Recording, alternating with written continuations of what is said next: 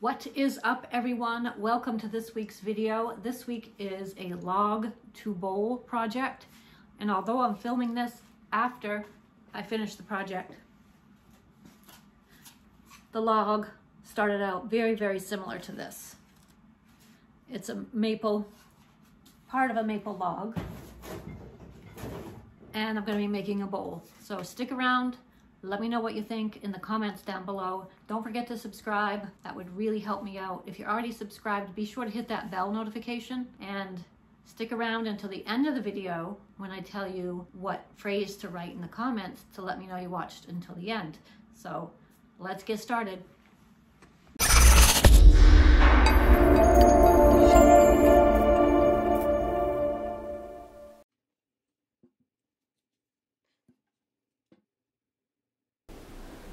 Hello everyone and welcome. Thanks for tuning in. As you can see, I am pre-drilling for the screws for the faceplate, and I'm putting this piece of maple onto the lathe with the faceplate.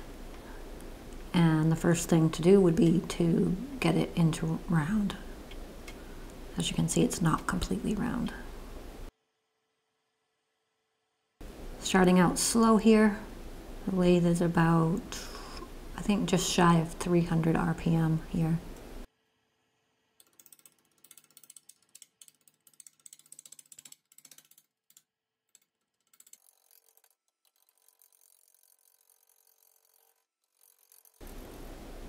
As usual, starting off with the Carter & Son bowl gouge. This one is the 3/4 inch bowl gouge. This one is the 5/8 bowl gouge.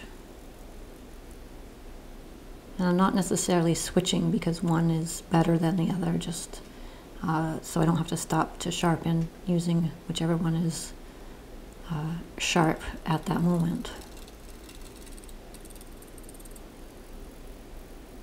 So it's not completely in round yet, as you can pretty clearly see there, but working towards that.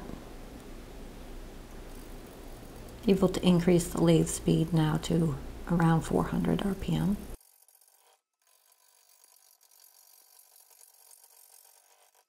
More and more shavings coming off, which is always a good sign.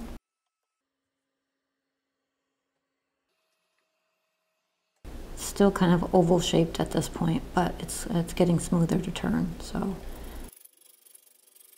this is the Carter & Son 1 inch bowl gouge.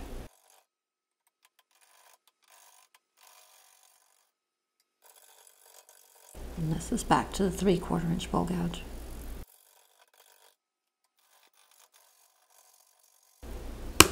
Just trying to get it into round without getting any catches. That's the plan anyway.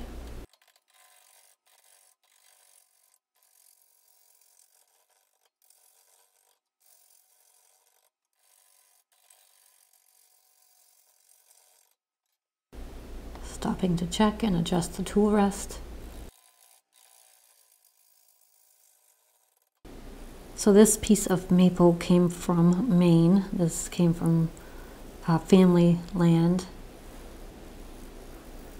So this tree was processed by yours truly, and it's been drying for about 2 years.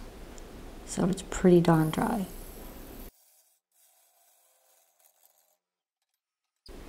Now that the piece is almost into round, I can start working on the curve, the underside of the bowl. Trying to keep as much of the live edge intact as possible here.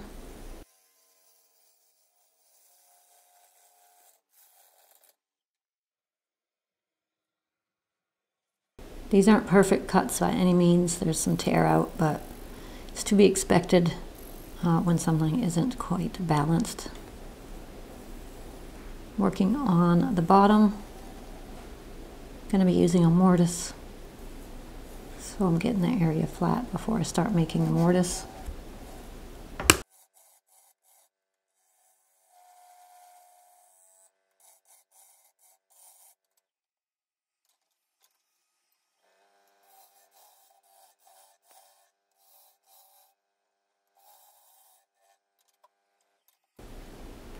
Starting now to really get the shape that the curve is going to be, and using the screw chisel here to flatten the bottom and then start working on the mortise.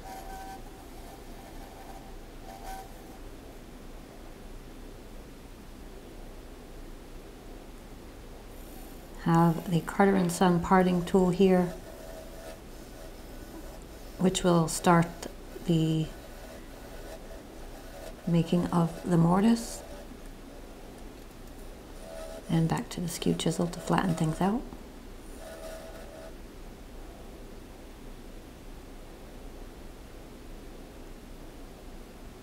And once that is done, I'm going to be doing some push cuts on around the curve. You can see the fine shavings coming off. Just trying to get as clean a cut as possible, so the sanding is not as difficult.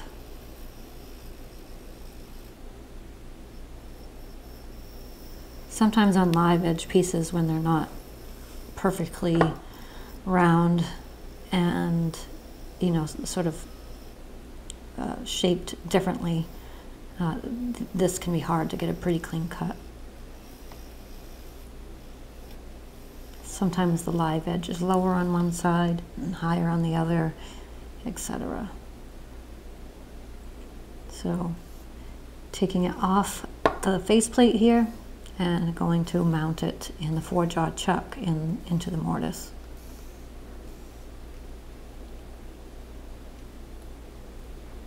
And there is the chuck. If anyone is interested, I use the Anova G3 chuck. It's the only one I've ever had. I've heard people really like the Easy Wood chuck. If you have one, comment down below and let me know how you like it.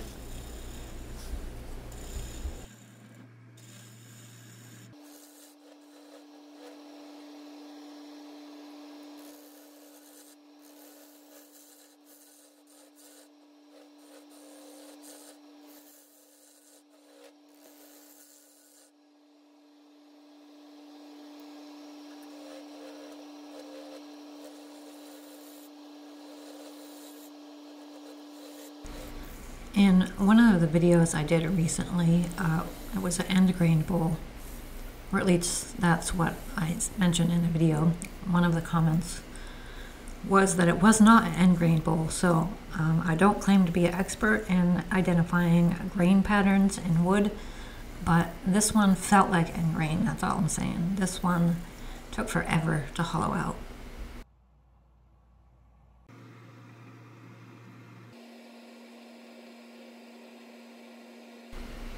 Here I'm using some Starbond CA glue and accelerator to strengthen the live edge so I can keep as much of it as possible. This won't be visible in the end. Switching to the robust interior curved tool rest. This is one of those tools that once you get it, you wish you'd bought it much longer before. I wish I had, so that's my 2 cents. I will link it in the video description if you want to check it out.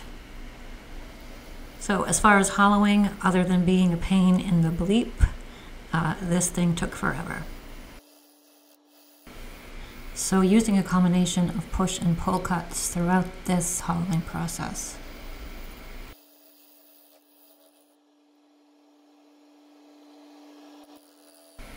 Hey, if you're still watching and you like this, please hit the thumbs up button. That would be amazing. And don't forget to hit the subscribe button if you're not already subscribed. And join PF Woodturning on the road to 50,000 subscribers. Let's see how fast we can get there.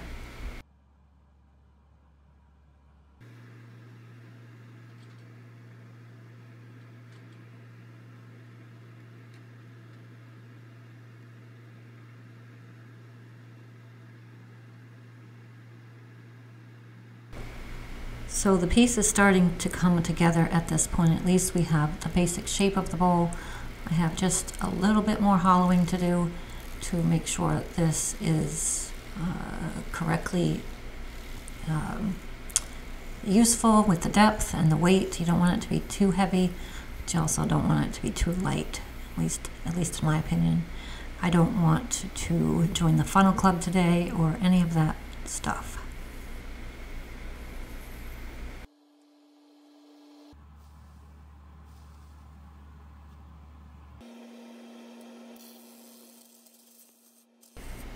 I want to give a big thank you to all my Patreon members. I appreciate your support very much. If you're interested in learning more about Patreon, it is linked in the video description, and there's an icon.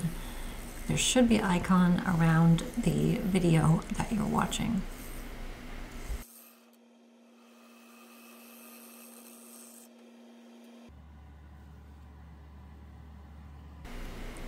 So I didn't film all the sanding because we would be here for hours, but this is a few seconds anyway of the sanding process, and using some denatured alcohol to wipe the surface of any dust or debris before applying the sanding sealer. This is the sanding sealer. This is a mix of the Zinsser's brand sanding sealer, 70% sealer and 30% denatured alcohol. And this is some 400 grit sandpaper to do the denibbing. And then on to the Axe abrasive paste. I do have a coupon code for Axe in the video description if you want to check that out and save some money. Even if you don't do a bunch of wood turning or woodworking, get yourself some of this. You'll be glad when you did, when you do have a project come up. I have used other brands of sanding paste, and Axe is the very best one I've used. So don't waste time or money, just get your Axe today. This is the Axe polishing paste. Applying the Axe polishing paste is one of the most rewarding parts of turning, because you get to see that grain really pop. All right, it is the end of the video, and this is the finished piece. This is a live edge maple bowl. The sanding took double the time as it did to turn the bowl. Sanding this one was a real challenge. I kept most of the live edge, but not all. You saw that I used some Starbond CA glue here to kind of make sure, give it some extra strength to hold it in place. I did use some CA glue in a few different cracks, but there were no major cracks. I still have to sand the bottom and put my logo in there, but wanted to show you the finished piece. So there it is.